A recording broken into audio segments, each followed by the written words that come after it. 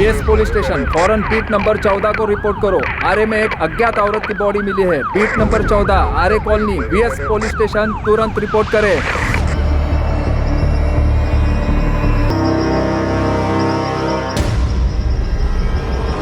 बहुत बुरी तरीके से मारा। कपड़े, अंगूठी, घड़ी और सैंडल देखकर तो ये लगता है किसी अच्छे घर की हो। बॉडी और पत्थर पे खून अभी भी ताज़ा है, मतलब मर्डर हुए ज़्यादा वक्त नहीं हुआ है। सर, औरत की बॉडी से पर्स, फोन, आईडी ऐसा कुछ भी नहीं मिला जिससे इसकी पहचान हो सके, और आसपास भी ढूंढा है, कुछ भी नहीं मिला। कौन हो सकती है औरत? रीगेन 19।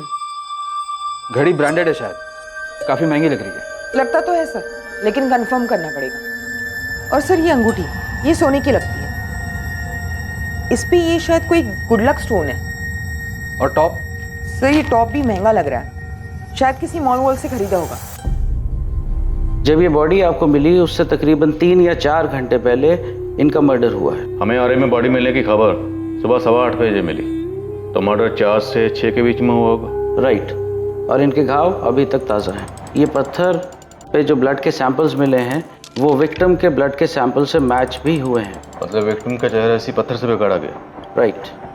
डॉक्टर, चेहरे का नक्शा कुछ बचा जिससे विक्टिम की पहचान हो सके? पूरी तरह से कुचल दिया गया है, और किसी चाकू जैसी धारदार चीज़ से इनके पेट और छाती पे 21 दफ़ा वार किए गए हैं। 21 बार किस तरफ इशारा करते हैं? इशारे का तो पता नहीं संजय, बट नफरत ज़रूर दिखती है। Sexual assault? नहीं, बट ये सेक्सुअली एक्टिव ज़रूर थी। आखिर कौन हो सकती है औरत? क्या कहानी है इसकी? क्यों किसी ने इस औरत को इतनी बेरहमी से मारा? एक औरत जिसका बड़ी बेरहमी से कत्ल किया गया था। कौन थी औरत और क्या थी इसकी कहानी? और यह तभी पता चल पाता जब इसकी पहचान हो पाती, और इसकी पहचान ढूंढना ही इस केस में पुलिस के लिए सबसे बड़ी चुनौती बनने वाली थी। एक औरत जिसकी उम्र लगभग 28 से 30, कद 5 फुट 4 इंच, रंग गेहुआ, नीली जीन्स और पीच रंग का टॉप, ब्राउन सैंडल, बाएं हाथ में जेप्सन घड़ी और दाएं हाथ में सोने की अंगूठी पहने गोरेगांव पूर्व आरे के नजदीक मृत पाई गई है। इस औरत के बारे में अगर किसी के पास कोई भी जानकारी हो तो फौरन वीएस पुलिस स्टेशन को इन नंबर्स पर संपर्क करे। अगले 24 घंटों के अंदर वीएस पुलिस ने आरे में मिली अज्ञात औरत की लाश की खबर मुंबई के सभी पुलिस स्टेशंस में भेजी, इस उम्मीद में कि कहीं तो इससे मिलती जुलती कोई मिसिंग कंप्लेंट दर्ज हुई हो जिससे वो इस अज्ञात औरत की पहचान कर पाए। सर, मुंबई के सभी पुलिस स्टेशन को अलर्ट किए हुए 2 दिन हो गए, और अभी तक ऐसी कोई इन्फॉर्मेशन नहीं आई कि इस औरत से मिलती जुलती कहीं कोई मिसिंग कंप्लेंट दर्ज हुई। औरत को गायब हुए 2 दिन से ज्यादा हो गए, लेकिन कोई रिपोर्ट नहीं लिखवाई गई। कुलकर्णी, आरे के आसपास पता की शायद कोई औरत गायब हुआ रिपोर्ट ना लिखवाई गई। खबरियों को काम पर लगाया सर, पर अभी तक उनसे भी कोई इन्फॉर्मेशन नहीं आई है, और ना ही सामने से कोई मिसिंग होने की बात आई। तो हो सकता है औरत मुंबई की ना हो, ये किसी दूसरे शहर से मुंबई में आई हो सकता है सर, क्योंकि पोस्टमार्टम रिपोर्ट के हिसाब से इस औरत का मर्डर 4 सितंबर की सुबह 4 से 6 के बीच हुआ है। वेस्टर्न एक्सप्रेस हाईवे से जो सर्विस रोड उतरता है आरे की तरफ, जहाँ इसकी लाश मिली, वो ज्यादा अंदर भी नहीं है। पॉसिबिलिटी है कि इसकी अर्ली मॉर्निंग की फ्लाइट हो, बॉयफ्रेंड या हस्बैंड साथ में हो, उसी ने इसको रास्ते में मार डाला, चेहरा बिगाड़ के फेंक दिया ताकि बॉडी की पहचान ना हो सके। अगर ऐसा है तो फिर इसने अपनी फ्लाइट मिस की होगी। एयरपोर्ट अथॉरिटी के रिकॉर्ड्स में इसका नाम जरूर होगा, वहां से पता करो। पैसेंजर का नाम क्या है? नाम नहीं पता, अब तक उसकी पहचान नहीं हुई। हमें पक्का पता नहीं है कि उसकी फ्लाइट मिस हुई, लेकिन अगर आपके रिकॉर्ड में कोई ऐसी औरत है जिसकी उम्र 28 से 30 साल है और उसने अपनी फ्लाइट मिस की, तो हमारे पास एक लीड हो सकती है। रीगेन 19, ये जीन्स का ब्रांड हमने लास्ट ईयर 2018 फरवरी में लॉन्च किया था। जीन्स के लेवल पे जो मार्किंग है, शायद उससे पता चल जाए कि जीन्स किसने खरीदी थी। इम्पॉसिबल तो नहीं कहूँगी, पर ये जीन्स एग्जैक्टली किसने खरीदी है ये पता लगाना थोड़ा कॉम्प्लिकेटेड होगा, क्योंकि हम ऑल ओवर कंट्री में अलग अलग जगह पे सेल करते हैं ये जीन्स का। जेप्सन वॉच हमारी जुबली सीरीज की प्राइम कलेक्शन, और घड़ी का जो मॉडल आपने भेजा है वो जुबली प्राइम लेडीज वॉच है। मिस्टर शेखर, हमें एक डेड बॉडी मिली है जिसके हाथ में ये घड़ी थी। अभी तक उस औरत की पहचान नहीं हो पाई। आप इस घड़ी की सेल डिटेल्स दे सकते हैं? कब, किसने खरीदी? पर बिना नाम के मैं कैसे पता कर सकती हूँ कि उस दिन किस लेडी की फ्लाइट मिस हुई है? आपके पास ऐसी कोई तो लिस्ट होगी जिसमें उन पैसेंजर्स की डिटेल्स होगी जिन्होंने अपनी फ्लाइट मिस की है। सुबह 6 बजे से रात के 9 बजे तक 40 डोमेस्टिक और 25 इंटरनेशनल फ्लाइट्स अलग अलग टर्मिनल से हैं। अगर उस लेडी ने पहले ही चेक इन कर लिया होगा तो इनमें और भी एयरलाइंस जुड़ जाएंगी। और अगर हर एयरलाइन से मैंने लिस्ट भी मंगवा ली तब भी ये पता कर पाना मुश्किल है कि उस दिन किस लेडी की फ्लाइट मिस हुई है। लेकिन जो लॉट बनते हैं उसके स्टॉक की डिटेल तो होगी ना, कि आपने वो स्टॉक कहाँ डिस्ट्रीब्यूट किए और उन लोगों ने आगे किन्हें बेचे। अगर ये लेवल और इसके डिटेल से आप पता लगा पाए कि ये कब मैन्युफैक्चर हुई थी और किस डिस्ट्रीब्यूटर को बेची गई थी, तो शायद हम भी ये पता लगा पाए कि ये जीन्स किसने खरीदी थी। लेकिन सर उसके लिए मुझे बैकडेट जाके सभी आउटलेट्स के स्टॉक डिटेल्स, सेल, परचेज सब चेक करना पड़ेगा, उसके बाद ही बता पाऊंगा। मिस्टर शेखर, ये इन्फॉर्मेशन बहुत ज़रूरी है इस केस को सॉल्व करने के लिए, उस औरत की पहचान के लिए कि वो औरत कौन थी और किसी ने उसे इतनी बेरहमी से क्यों मार डाला। पर तुम मेरी भी तो मजबूरी समझो। It's a high pressure job. यहाँ वर्क का इतना प्रेशर है, स्टाफ ओवरवर्क्ड है। मैं सिर्फ इतना कहूँगी कि कोशिश कर सकती हूँ। आप मुझे वो लेबल मेल कर दीजिए, मैं ट्राई करती हूँ। ओके सर, मैं ट्राई करता हूँ, लेकिन थोड़ा टाइम लगेगा। हम इस बॉडी को ज़्यादा से ज़्यादा 1 हफ्ते तक प्रिजर्व कर सकते हैं, क्योंकि ये बॉडी ऑलरेडी सड़ना शुरू हो चुकी है। बस डॉक्टर कुछ दिन और, जल्दी हमें इसके बारे में कोई लीड मिल ही जाएगी। उस अनजान औरत की लाश से मिली चीजों की पुलिस शिनाख्त तो कर रही थी, पर कोई पुख्ता सबूत हाथ नहीं लग पा रहा था। और फिर उस औरत के हाथ की अंगूठी ने पुलिस को एक उम्मीद बंधाई कि ये औरत भारत के किस कोने से हो सकती है। बेशक किसी शहर का नाम सामने नहीं आया, पर वो किस क्षेत्र से हो सकती है ये अंदाजा लगाया जा सकता था। यह अंगूठी सोने की नहीं, पित्तल की है सर। सोना या पित्तल में कोई फर्क नहीं पड़ता सर। असली कीमत इस स्टोन की है। ये स्टोन काफी कीमती है। कौन सा स्टोन है ये? इसे पुखराज कहते हैं और इसे इस उंगली में, तर्जनी में, इंडेक्स फिंगर में पहना जाता है। हाँ, लाश की उसी उंगली में ये अंगूठी थी। आप बता रहे थे बहुत कीमती होता है। कई लोगों का मानना है कि धन वृद्धि, मतलब काम अच्छा चले, लक के लिए, सुख समृद्धि के लिए, या जिन औरतों को बच्चा नहीं होता है वो संतान प्राप्ति के लिए भी ये अंगूठी पहनते हैं। इस अंगूठी से पहनने वाले के बारे में कुछ पता चल सकता है? पहनने वाला कौन होगा, कहाँ का रहने वाला होगा? कौन का तो पता नहीं, लेकिन शायद ये उत्तर भारतीय हो सकती है। उत्तर भारत, नॉर्थ इंडिया, वो तो काफी बड़ा है, कई स्टेट्स है उसमें। नॉर्थ इंडिया क्यों? इस स्टोन की कटिंग और डिजाइन उस तरफ के लोग पसंद करते हैं। जैसे कि दक्षिण भारत, महाराष्ट्र में अलग तरह की डिजाइन और कटिंग्स लोग पसंद करते हैं, और इसे देखकर कहा जा सकता है कि ये नॉर्थ इंडियन डिजाइन की है। अंगूठी से और कुछ पता चल सकता है? किस ज्वेलर ने बनाई, कोई कोड वगैरह, खरीदने या बेचने वाले के बारे में कुछ? नहीं सर, ऐसा कुछ नहीं। गोल्ड रिंग होती तो कोड होता, ये तो सिंपल प्लेन अंगूठी है। उस अनजान औरत की डेड बॉडी की फोटो, उससे जुड़ी हर जानकारी उत्तर भारत के हर छोटे बड़े शहर में भेजी गई। स्थानीय लोकल नेटवर्क को भी डेड बॉडी से जुड़ी तमाम जानकारियां दी गई, इस उम्मीद में कि शायद कहीं कोई मिसिंग कंप्लेंट दर्ज हुई हो जो इस औरत से मैच करती और डेड बॉडी की पहचान पर अटके हुए इस केस की तहकीकात को आगे बढ़ने में मददगार साबित हो। सर, हमने खबरियों को काम पर लगाया है। गोविंद ने भी अपनी पूरी टीम को वेस्टर्न सबब के सारे होटलों में चेक करने के लिए भेजा है, पर प्रॉब्लम यह है कि बॉडी का चेहरा ही नहीं। चेहरा नहीं है, लेकिन बॉडी की बाकी चीज़ें तो हैं। कपड़े, घड़ी, अंगूठी, सैंडल, ये सब। हो सकता है विक्टिम मुंबई में कहीं बाहर से आई हो, तो किसी ने किसी होटल में चेक इन किया होगा। उस होटल के सीसीटीवी में कैप्चर जरूर हुई होगी। सर, हमने सब जगह देखा, पर ऐसा भी कुछ दिखाई नहीं दिया। कुलकर्णी, कहीं हम गलत ट्रैक पे तो नहीं? विक्टिम मुंबई की हो, मिसिंग हो, पर मिसिंग कंप्लेंट लिखवाई नहीं गई, और उसके हस्बैंड या बॉयफ्रेंड ने अपना पीछा छुड़ाने के लिए उसको मार दिया, और चेहरा इसलिए बिगाड़ा गया ताकि पहचान ना हो सके। सर, फिलहाल तो हमें बॉडी के बारे में सोचना चाहिए कि क्या करना है। मुर्दा घर वाले कह रहे हैं कि वो बॉडी को ज़्यादा दिन नहीं रखते। मुझे तो लगता है हमें बॉडी को दफना देना चाहिए। जैसे कोई लीड मिलेगी, री इंस्पेक्शन के लिए हम बॉडी वापस निकाल सकते हैं। नॉर्थ इंडिया, लखनऊ, जेपसन जुबली प्राइम वॉच से एक इंफॉर्मेशन आई है। 17 अप्रैल 2019 को लखनऊ के एक आउटलेट से सेम मॉडल की घड़ी खरीदी गई थी। ये उसका बिल है। बिल में खरीदने वाले की सारी डिटेल्स हैं। राकेश अग्रवाल, खरीदार का फोन नंबर भी है 444939। राकेश अग्रवाल।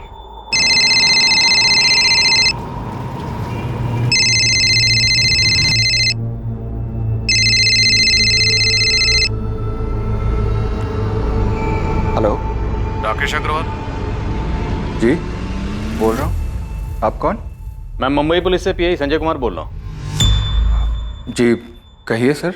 राकेश जी, आपने 17 अप्रैल 2019 को एसके मॉल में जेप्सन वॉच के आउटलेट से जेप्सन जुबली प्राइम वॉच खरीदी थी। हाँ तो आप बता सकते हैं वो घड़ी आपने किसके लिए खरीदी थी? आप ये क्यों पूछ रहे हैं? आखिर बात क्या है? क्योंकि वैसी ही सेम घड़ी हमें मुंबई में एक औरत की डेड बॉडी पे मिली है। उसका मर्डर 4 सितंबर को हुआ था। हाँ तो सर मिली होगी, इससे मेरा क्या लेना देना? देखिए सर, वैसे पूरी दुनिया में एकलौती घड़ी तो नहीं बनी होगी ना। हम लखनऊ पुलिस से कांटेक्ट कर चुके हैं, वो बहुत जल्द आपके एड्रेस पर पहुंच रही होगी। ये क्या बकवास है सर? अब वैसी ही घड़ी किसी डेड बॉडी पर मिली है तो इसमें मेरा क्या कसूर है? मतलब उसके लिए आप मुझे परेशान करेंगे? हम सिर्फ ये जानना चाहते हैं कि वो घड़ी आपने किसके लिए खरीदी थी? सर मैंने अपनी वाइफ के लिए खरीदी थी। ये उसका बर्थडे गिफ्ट था। 20 अप्रैल को उसका बर्थडे होता है तो इसलिए मैंने 17 अप्रैल को खरीदा था। क्या नाम है आपकी वाइफ का और इस वक्त कहाँ है? प्रिया अग्रवाल। वो किचन में है और मेरा लंच पैक कर रही है।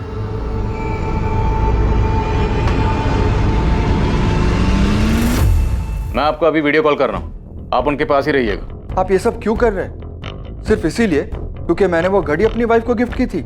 हम सिर्फ ये देखना चाहते हैं कि वो घड़ी आज भी आपके पास ही है। सर ये मेरी वाइफ प्रिया अग्रवाल। प्रिया जी, क्या मैं वो घड़ी देख सकता हूँ जो आपके हस्बैंड ने आपको बर्थडे पे गिफ्ट की थी?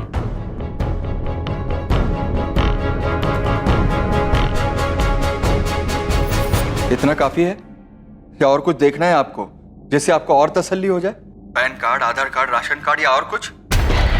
सर, लखनऊ पुलिस ने कंफर्म किया है कि वो औरत राकेश अग्रवाल की पत्नी प्रिया अग्रवाल ही है। उन्होंने पड़ोसियों से भी पूछताछ की और डॉक्यूमेंट्स वगैरह भी चेक किए। सर आपने मुझे जो कोड दिया था उसके मुताबिक हमारे रिकॉर्ड्स में ये घड़ी राकेश अग्रवाल ने ही खरीदी थी लखनऊ में। फिर भी आपको लगता है कोई गलती हो गई है तो मैं फिर से चेक करता हूँ। लेकिन मिस्टर शेखर, मैंने आपको घड़ी का बैच नंबर, बाकी सारी डिटेल्स भेजी हैं। ऐसा कैसे हो सकता है? हो सकता है मैन्युफैक्चरिंग में कोडिंग के समय सीरियल नंबर में कुछ मिक्सअप हो गया हो। आप मुझे थोड़ा समय दीजिए, मैं फिर से चेक करता हूँ। रीगन 19 जींस की कंपनी की तरफ से अभी तक कोई जवाब नहीं आया। पूछने पर यही कह रहे हैं कि कोशिश कर रहे हैं। सर एयरलाइन से भी पता चल पाना मुश्किल है। हम हर रोज कॉल कर रहे हैं लेकिन उन पे भी काम का प्रेशर है। ऐसा कैसे हो सकता है? एक औरत गायब है लेकिन उसका पता लगाने वाला कोई भी नहीं। क्या उसकी फैमिली, रिश्तेदार, दोस्त कोई भी नहीं जो ये पता लगाना चाहे कि औरत कहाँ चली गई? The number you have called is currently switched off.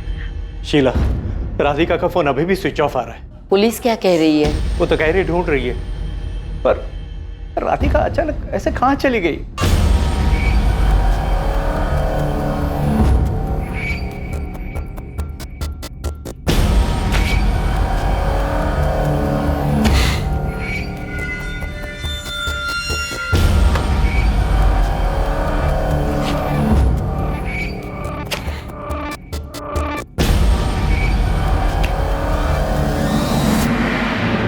बारह दिनों की कोशिश और मेहनत के बावजूद आरे के जंगल में मिली अनजान औरत की लाश को बिना नाम दफनाना पड़ा, क्योंकि पुलिस अब तक उसकी पहचान ढूंढने में नाकामयाब रही थी। दूसरी तरफ एक दूसरे एरिया की पुलिस को भी एक औरत की अज्ञात लाश मिली थी। इस लाश की भी पहचान नहीं हो पाई थी और उसे भी दफनाया जा रहा था और इसकी जानकारी वीएस पुलिस स्टेशन को नहीं थी। पर अब एक स्पष्ट जानकारी वीएस पुलिस को मिलने जा रही थी उस मर्डर की जो शायद किया जा चुका था।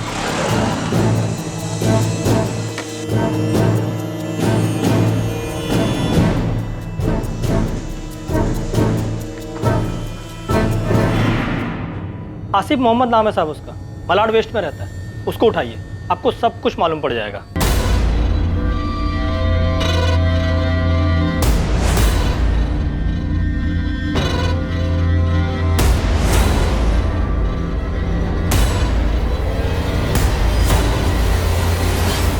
आसिफ मोहम्मद, किसी का मर्डर किया इसने? अपनी बीवी मरियम मोहम्मद का। सस्पेंस मत बढ़ा गोविंद, साफ साफ बोल। साहब, इसकी बीवी 3 सितंबर से गायब है।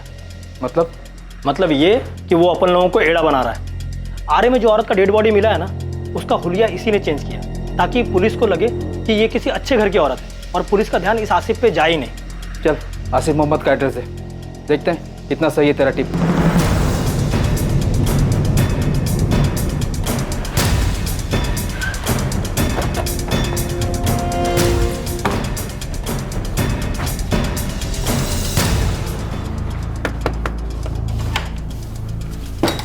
आसिफ मोहम्मद। मैं ही हूँ साहब।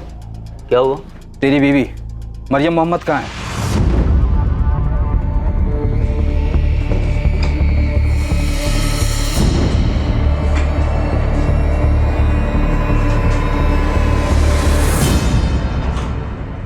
मैंने मरियम को मारा?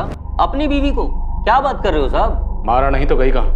पूरा घर छान मारा। तुमने अपने घर से उसकी एक एक चीज गायब कर दी। ये अंगूठी, घड़ी, सैंडल और ये जीन्स, ये सब कहाँ से लाया था मरियम की बॉडी को पहनाने के लिए?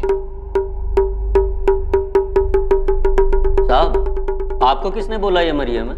अच्छा, चल तो बताइए कौन है? अब ये कौन है साहब तो पता नहीं, लेकिन मरियम से मेरी रोज बात होती है। अगर मैं सुबह बात नहीं कर पाता हूँ तो रात को अक्सर जरूर बात हो जाती है। आपको अगर यकीन नहीं हो तो मैं आपकी अभी उससे बात करवा देता हूँ। अच्छा, बात करो। क्या साहब, आपको किसी ने कुछ भी बोला और आप भी ना?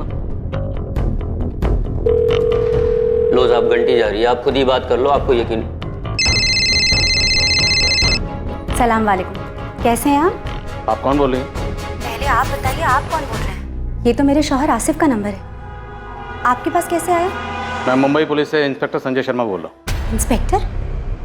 लेकिन ये तो मेरे शौहर आसिफ का नंबर है। वो ठीक तो है ना? मेरी बात कराइए उनसे। बात करवाएंगे, लेकिन पहले आप ये बताइए कि आपके शौहर का पूरा नाम क्या है? आसिफ मोहम्मद। आखिर बात क्या है बताइए मुझे, और इस तरह डराइए मत। और आपका पूरा नाम क्या है? मरियम मोहम्मद। अल्लाह के वास्ते मेरी उनसे बात कराइए, बड़ी मेहरबानी होगी। सर, हमें आसिफ के घर से किसी भी औरत का कोई सामान नहीं मिला। मैंने उसके घर के आसपास पूछा, लेकिन सबका यही कहना है कि उसको कभी किसी औरत के साथ नहीं देखा उन्होंने। मरियम मोहम्मद? जी हाँ, आसिफ मोहम्मद की पत्नी। पत्नी? पर मैडम वो तो यहाँ पे अकेले ही रहता है, उसके साथ कभी कोई औरत को देखा ही नहीं है।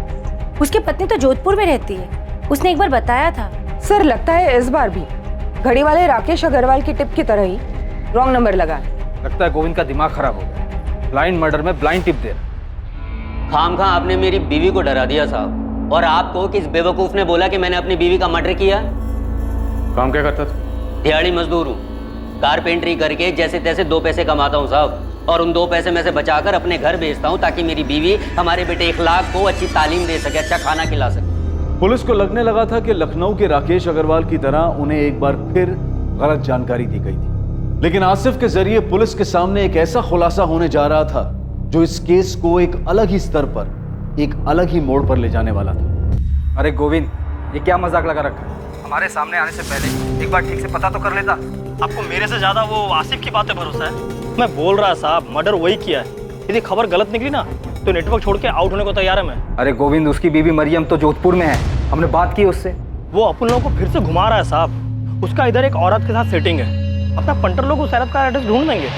नाम और एरिया मालूम है मेरे को, प्रीति नाम है साहब, धंधा करती है उधर मीरा रोड में, किधर तो रहती है साहब। मैं पक्का बोलता है, आप बोलो तो मैं स्टाम्प पेपर पे लिख के देने को तैयार है कि जिस लेडीज का डेड बॉडी आप लोगों को मिला है ना, वो मरियम मोहम्मद ही है साहब। राजेश सर, मैं अभी आपको एड्रेस मैसेज करती हूँ। जोधपुर घंटा घर के आसपास ही कहीं मरियम मोहम्मद का घर है। घर पे जो औरत आपको मिलेगी, हमें उसकी पूरी डिटेल्स चाहिए, सारे document, Aadhaar card, voter card, PAN card, जिससे ये प्रूव हो सके कि वही मरियम मोहम्मद है। ठीक है निर्मला, आप फौरन उसका एड्रेस भेजो, इससे पहले कि वो भागने की कोशिश करे। मैं एक टीम लेकर उसके घर पहुंचता हूँ। आपको जो करना है करो, जो देखना है देखो, लेकिन मुझे बताओ तो सही, आपको कौन गुमराह कर रहा है कि मैंने अपनी बीवी को मारा है? ये गोविंद को क्या हो गया? नशा वशा करने लगा है क्या? वो तो अब भी यही कह रहा है सर कि आसिफ ने अपनी बीवी को मारा और उसकी लाश को ठिकाने लगा दी। वो तो ये भी कह रहा है कि उसकी एक गर्लफ्रेंड है, प्रीति नाम है उसका, धंधा करती है, और उसी के लिए उसने अपनी वाइफ मरियम को मारा है। ये आसिफ अपनी बीवी मरियम का कत्ल यहाँ करता है मुंबई में, फिर दूसरी मरियम जोधपुर में पैदा कर देता है। घर नहीं, ये आसिफ इतना शातिर है क्या?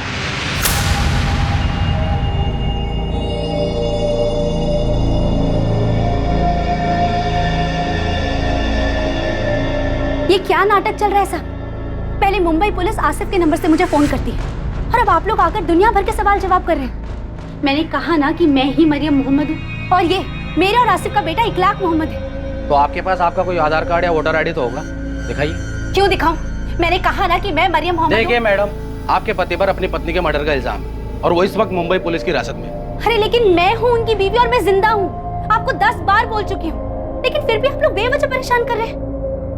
रुकिए, अभी लेकर आती हूँ। ये लीजिए।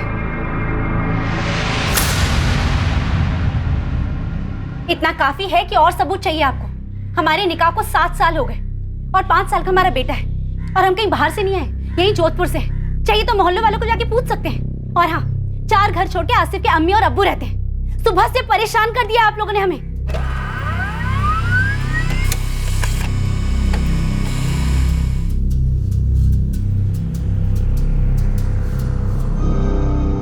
सॉलिड झोल किया साहब आसिफ ने। अबे कोई झोल नहीं है, जोधपुर की पुलिस मिली है उसकी बीवी से, सारे सबूत मिले कि वो मरियम ही है। यहाँ तक कि उसके माँ बाप से भी बात की उन्होंने। हो ही नहीं सकता साहब, मैं 100% बोलता है झोल किया बोल के। अब मालूम नहीं उसने ये मरियम कब पैदा किया। मैडम, आप आसिफ के घर के आजू बाजू से पूछा क्या? हाँ, सबका यही कहना है कि कभी किसी ने उसको किसी औरत के साथ नहीं देखा। कैसे देखेंगे मैडम, मलाड में तो ये 5 सितंबर से रहने आया है, ये उसका दूसरा घर है। डल्ला है साहब आसिफ, पूरा धंधा काशी मीरा चलाता है। ये उसके मीरा रोड के घर का एड्रेस, जहाँ किसी ने भी इसे 4 सितंबर से नहीं देखा है। यहाँ अपनी बीवी के साथ रहता है। 2-4 और लेडीज लोग भी है जिसको धंधे पे लगाया है। उसी में से प्रीति नाम की एक लड़की है जो उसकी एकदम खास है, और उसी के चक्कर में उसने मरियम का मर्डर किया। ये प्रीति भी उधर काशी मीरा में ही रहती है। ये उसके घर का एड्रेस, और ये पूरा खबर अपना उस्मान लेकर आया। तब उस्मान ने प्रीति पे नजर रखा हुआ था। मैं क्या बोलता साहब, आप लोग इस प्रीति को उठाइए, और साथ में ना आसिफ के दोस्त राशिद को भी। ड्राइवर है, टैक्सी चलाता है। उसी की गाड़ी में ये लोग बॉडी को ठिकाने लगाने लेके गए थे।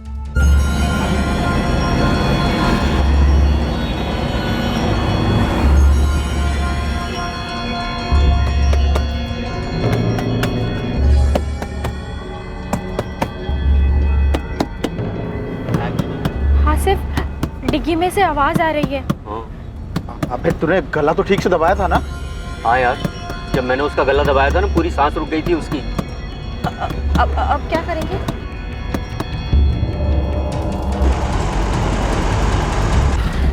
राशिद तू एक काम कर, गाड़ी ना यहाँ से अंदर दबा ले, झाड़ी के अंदर ले ले। आगे पुलिस की चेकिंग मिल गई ना तो खाम में प्रॉब्लम हो जाएगी यार। ठीक है भाई।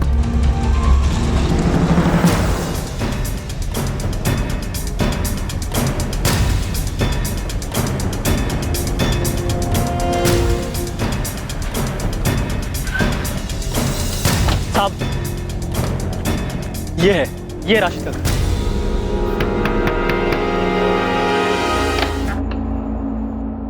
राशिद खान, चल। मैडम छोड़िए, मैडम कहाँ लेके जा रही है मेरे को? आसिफ मोहम्मद से मिलवाने, इंतजार करें। अरे साहब मुझे कहाँ लेके जा रहे हो? साहब मेरी बात टैक्सी टो करवा के पुलिस स्टेशन चल। अरे साहब मेरी बात तो सुनो, साहब मेरे किया क्या? हाँ साहब, यही आसिफ मोहम्मद का घर था, यही रहता था वो। और साहब सबको मालूम है वो क्या काम करता था। सिर्फ वही नहीं, उसकी बीवी भी इस धंधे में उसके साथ थी। बहुत नकचड़ी औरत थी साहब, एक बार हमारी जिग भी हो गई थी उसके साथ। ये क्या बकवास कर रहे हो तुम लोग? हाँ, मैंने कभी तुम लोगों को धंधा करने के लिए बोला है? नहीं ना। ये शरीफों की रहने की जगह है। तू ना अपने गंदे धंधे अपने पति के साथ कहीं और जाके कर। पूरे मोहल्ले को गंदा कर रखा है तूने और तेरे पति ने। मुझे तो यहाँ कोई दिक्कत नहीं है, दिक्कत तो तुम लोगों को है, और बहुत ज्यादा गंदगी भी लगती है तो तुम लोग जाओ, मैं क्यों जाऊँ? हाँ, मैं तुम्हारे यहाँ झांकने के लिए आती हूँ? नहीं ना। ये उसकी बीवी है, मरियम मोहम्मद। नहीं तो ये उसकी बीवी नहीं है। नाम मरियम था कि क्या था क्या मालूम, ये तो झूठ भी बोल सकती है। यहाँ तो सब लोग उसको सबीना बुलाते थे। निकलो यहाँ से, फुड़ा। ये तो देख, क्या औरत है ये।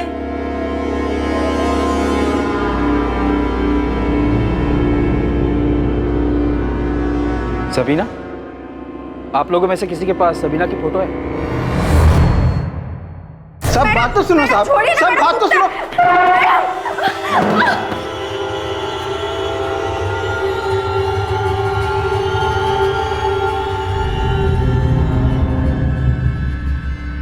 सबीना, काशी मीरा में यही नाम रखा था ना मरियम का? अब 2 मिनट में मुझे पूरा सच बाहर चाहिए, वरना तीनों को यहीं गाड़ दूं। इसी को मारकर फेंका था ना आरे के जंगलों में? यही है ना तेरी बीवी? इसलिए मरियम मोहम्मद। आखिरकार ऐसा लगने लगा था कि उस अज्ञात लाश को पहचान मिलने जा रही है, जो पुलिस को आरे के जंगल में मिली थी।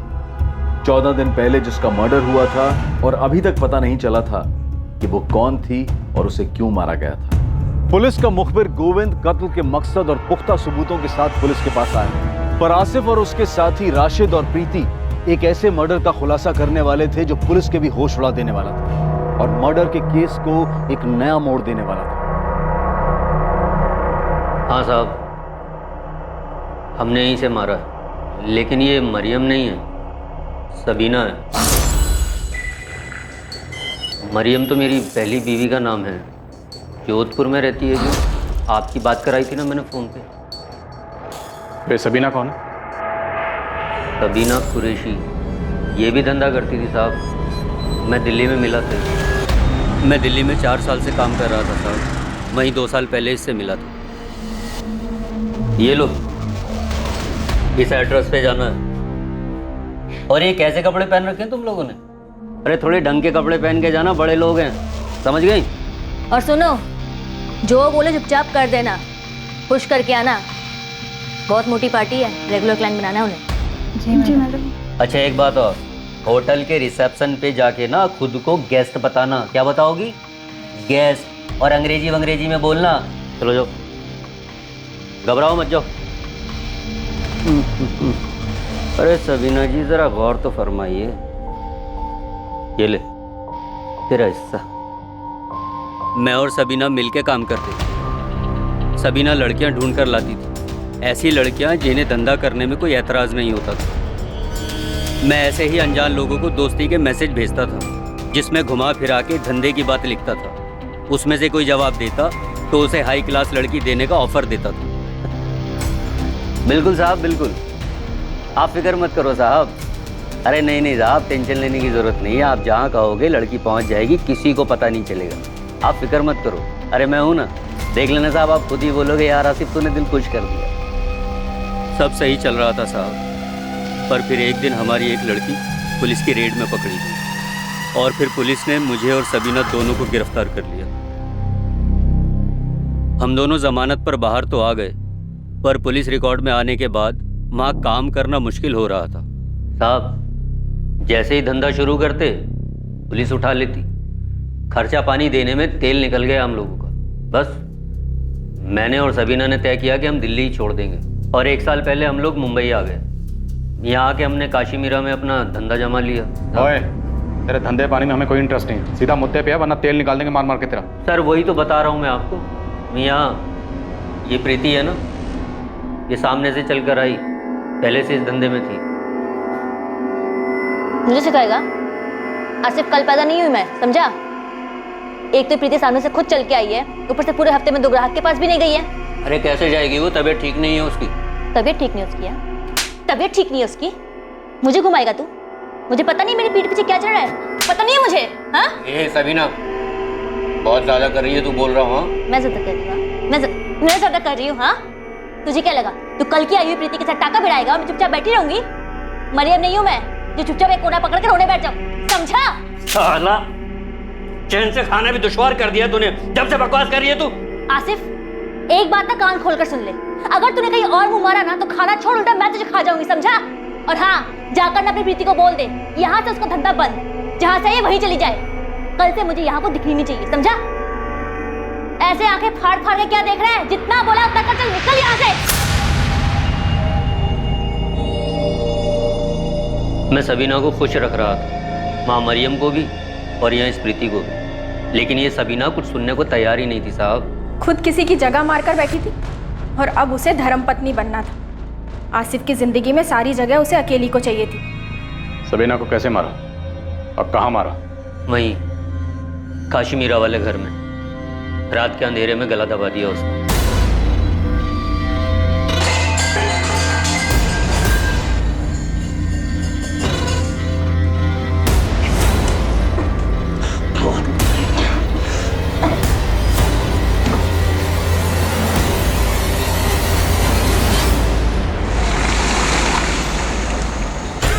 राशिद और प्रीति को सब प्लान पता था।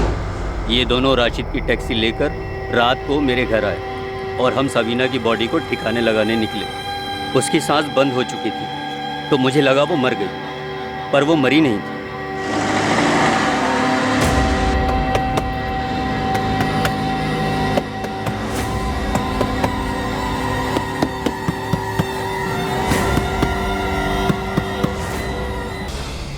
आसिफ, इसका चेहरा बिगाड़ देते हैं, कोई पहचान नहीं पाएगा। वैसे भी इसके आगे पीछे कोई नहीं था, किसी को भी नहीं पता चलेगा कौन थी। साली को जाने दो बिना पहचान के।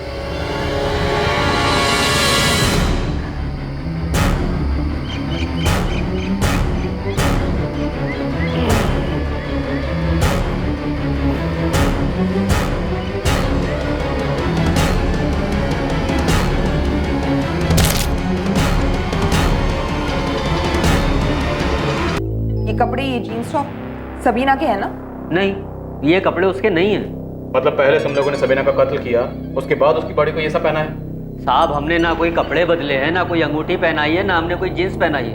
हमने बस पत्थर उठाया और उसका चेहरा बिगाड़ा है ताकि कोई उसकी लाश को पहचान ना सके। साहब राशिद, प्रीति, आसिफ, तुम लोग दिमाग खराब मत करो। ध्यान से देख, इसकी बॉडी पे ये सबीना की बॉडी है, इसकी बॉडी पे ये नहीं साहब, ये सबीना की लाश नहीं है। ये मत सोचना कि बॉडी के कपड़े बदल दिए तो तुम दोनों मर्डर के चार्ज से बच जाओगे।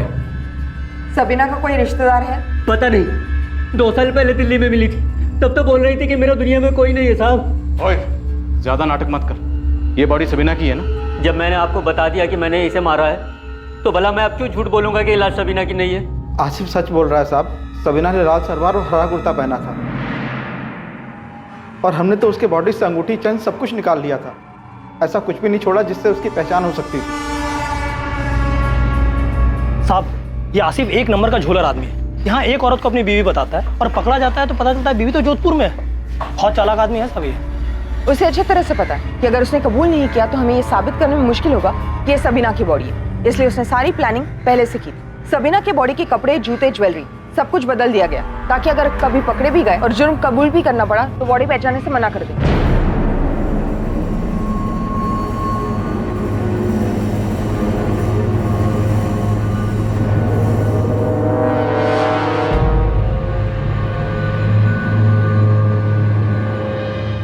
डीएनए टेस्ट का तो सवाल ही नहीं उठता जब वो खुद बोल रहा है कि उसे पता नहीं कि सबीना कहाँ से थी, उसका परिवार है भी या नहीं। एक और तरीका है इनसे सच उगलवाने का, इन तीनों को अलग अलग तोड़ दो। निर्मला, तुम प्रीति को देखो, मैं और कुलकर्णी राशिद और आसिफ को संभालते। एक टीम आसिफ और राशिद को लेकर उस स्पॉट के लिए निकली जहां उन्होंने सबीना की लाश को फेंका था। दूसरी टीम क्राइम स्पॉट का पता लगाने के लिए प्रीति को लेकर अलग से निकली।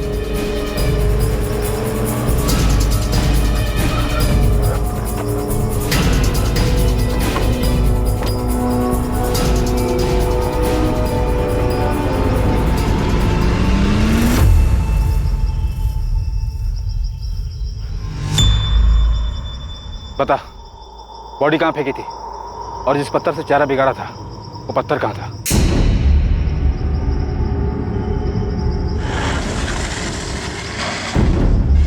तुमने बॉडी यही फेंकी थी? हाँ मैडम, वो जो पेड़ है ना वो साइड में, पत्थर उसी के पास पड़ा था।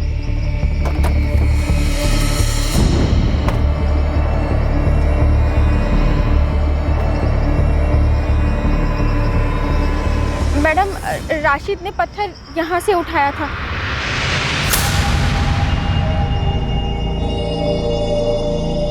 और सबीना की लाश यहाँ पड़ी।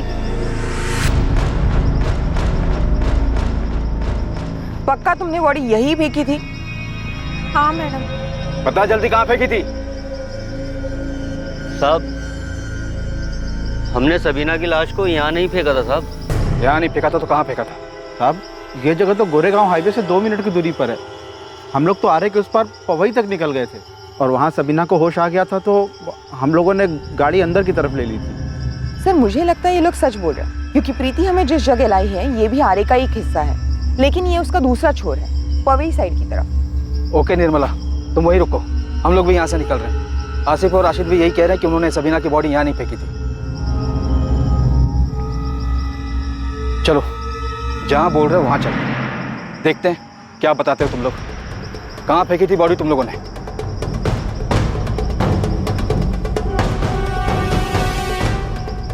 हैरानी की बात यह थी कि आसिफ मोहम्मद और राशिद खान पुलिस को ठीक उसी जगह लेकर गए जहां प्रीति पुलिस की दूसरी टीम को लेकर पहुंची।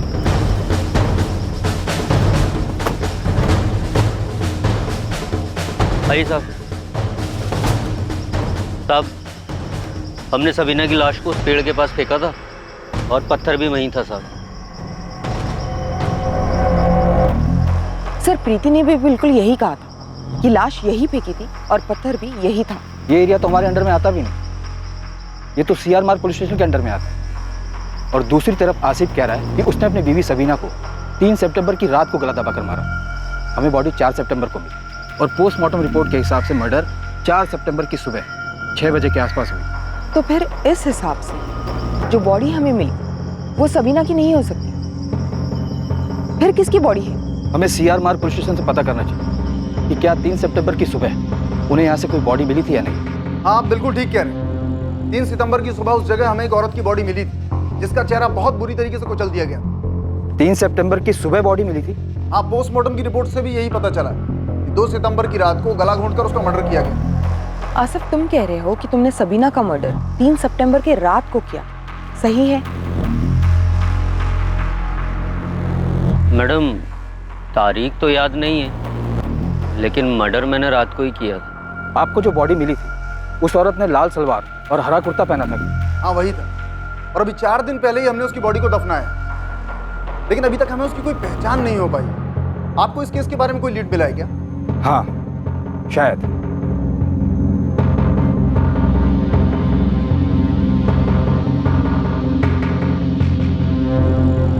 हाँ साहब, ये सबीना ही है।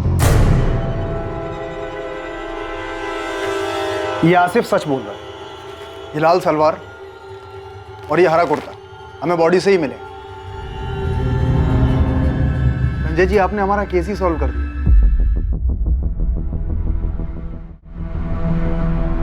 वो अज्ञात औरत की लाश जो वीएस पुलिस को मिली थी और दफनाई जा चुकी थी, उसकी शिनाख्त अब तक नहीं हो पाई थी। उसकी पहचान सामने आनी अब भी बाकी थी।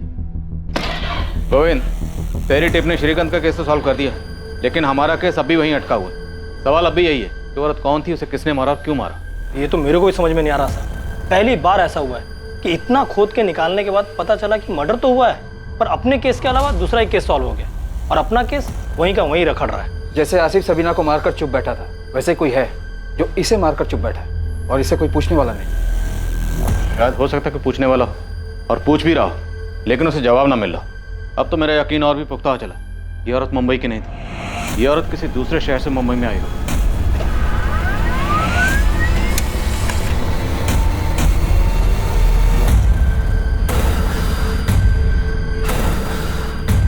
शीला, राधिका का फोन अभी भी स्विच ऑफ आ रहा है। पुलिस क्या कह रही है?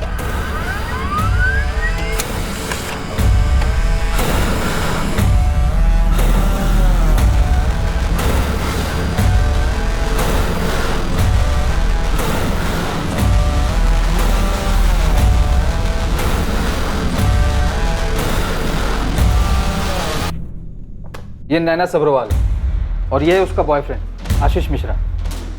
ये दोनों फोटो चंडीगढ़ पुलिस ने भेजी। सर, नैना की डिटेल्स उस डेड बॉडी से मैच करती है जो हमें आरए में मिली। ये दोनों 18 अगस्त से गायब और इन दोनों की फैमिली ने मिसिंग कंप्लेंट भी दर्ज करवाई। ऑनर किलिंग, इज्जत के नाम पर लड़की को मार डाला शायद।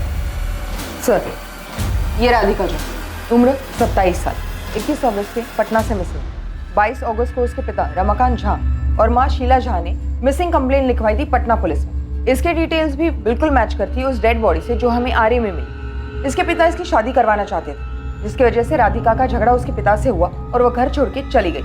उसके बाद से उसकी कोई खबर नहीं। ताज्जुब की बात यह है कि जो डेड बॉडी हमें मिली थी, अगर वो डेड बॉडी नैना सब्रवाल की थी तो फिर उसका बॉयफ्रेंड आशीष कहाँ है? और अगर ये डेड बॉडी नैना की नहीं बल्कि राधिका झा की है, तो एक सवाल ये है कि राधिका झा पटना से मुंबई कैसे है, किसके साथ है, इसे किसने मार डाला और क्यों मार डाला। और अगर ये डेड बॉडी इन दोनों में से किसी की नहीं है, तो क्या हमें राधिका और नैना इन दोनों को भी ढूंढना चाहिए, जैसे हमने सबीना का पता लगा।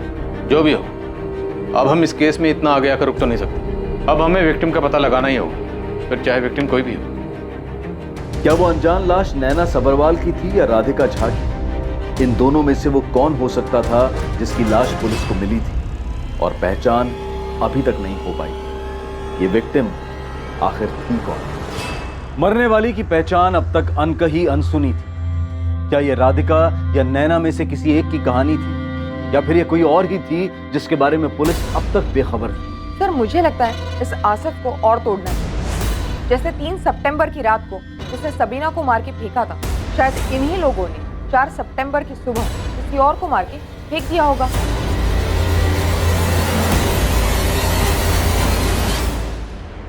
क्या वाकई में इस अज्ञात औरत की पहचान और उससे जुड़े सभी सवालों के जवाब के लिए सिर्फ आसिफ मोहम्मद जिम्मेदार था, या फिर कोई और था जो पुलिस की आंखों में धूल झोंक रहा था? राकेश, जो घड़ी तुमने मुझे मेरे बर्थडे पे गिफ्ट की थी, पुलिस फोन करके उस घड़ी के लिए इतने सवाल क्यों कर रही है? तुम क्या कहना चाहती हो प्रिया? तुम्हें लगता है कि वैसी घड़ी मैंने किसी और को भी गिफ्ट की है? की है क्या? एक तरफ एक अनजान पीड़ित औरत की लाश जमीन के नीचे दफन थी और दूसरी तरफ जुर्म करने वाला अपराधी भी गुमनामी के पीछे छुप गया था। और ये गुमनामी पीड़ित की पहचान न हो पाने की वजह से पैदा हुई थी। वो पीड़ित जो खुद अपनी कहानी बयां नहीं कर सकती थी कि उसके ऊपर क्या बीती थी। तमाम तरह की मुश्किलों और चुनौतियों को पार करते हुए पुलिस ने ये केस कैसे हल किया, उस औरत, उस अज्ञात पीड़ित की पहचान करते हुए पुलिस